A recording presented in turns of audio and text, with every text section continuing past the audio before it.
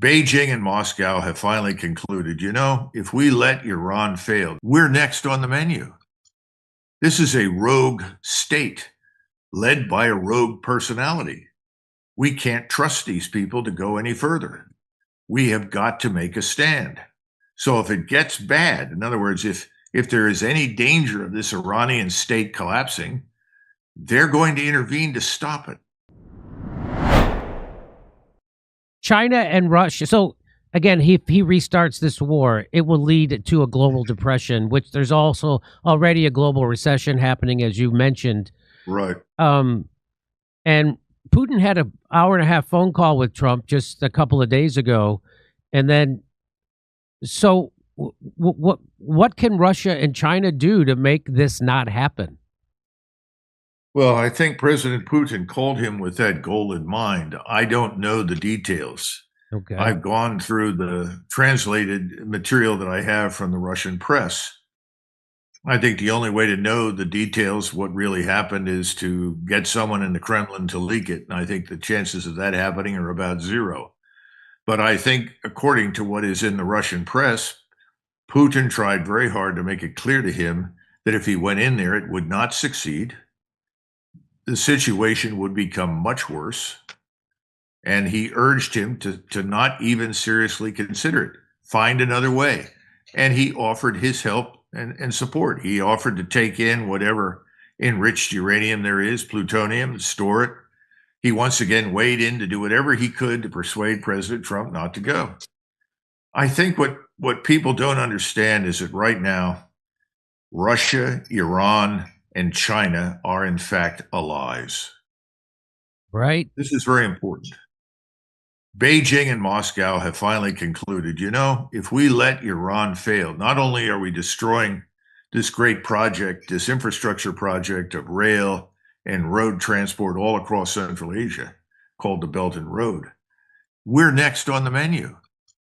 This is a rogue state led by a rogue personality. We can't trust these people to go any further. We have got to make a stand. So if it gets bad, in other words, if there is any danger of this Iranian state collapsing, they're going to intervene to stop it. Now, there are various ways to do that. What would we do if a squadron of Russian MiG-31s suddenly flew into the airspace and landed on airstrips in Tehran? What would we do if suddenly the Chinese sent a flotilla of, say, 40 or 50 surface combatants and submarines to the Indian Ocean? I mean, you don't have to have a direct confrontation and try to kill each other to make a point. And I think that is behind the scenes being discussed in those capitals. And by the way, keep in mind, neither China nor Russia want a war with us. Absolutely not. They don't want it. They've bent over backwards to avoid a confrontation with us. But if it comes to it, that's where we're headed. And I think he tried to politely articulate that point. So is this what all empires do when they're in decline? They overextend and they become rogue states militarily and attacking everyone and trying to use their military? Is that what's happening here? Or is this just because Trump's a maniac who's controlled by Benjamin Netanyahu? Well, I think that's a great question. First of all, I wouldn't go back too far in history because circumstances hundreds of years ago were very different from today. I think the best analog for us is probably the British Empire. And in that sense, the British Empire overreached beyond reason and did itself in. It engaged in wars it didn't need to fight. The most significant one, of course, was World War I. I think there's something else to this, though, and that is that we have to understand that President Trump is not alone. He has a lot of support on the Hill. Oh, I'm sure that there are lots of Democrats say, well, I didn't support this. I don't like this. Well, they had an opportunity to demonstrate that during the State of the Union speech. They demonstrated the opposite. Yes. They gave him a standing ovation.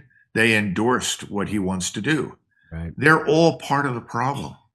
Yeah, especially Chuck Schumer, who's also one of the most ardent Zionists. And so he's the leader of the Democrats in the Senate. So I'm sure you're right. And Trump knows he's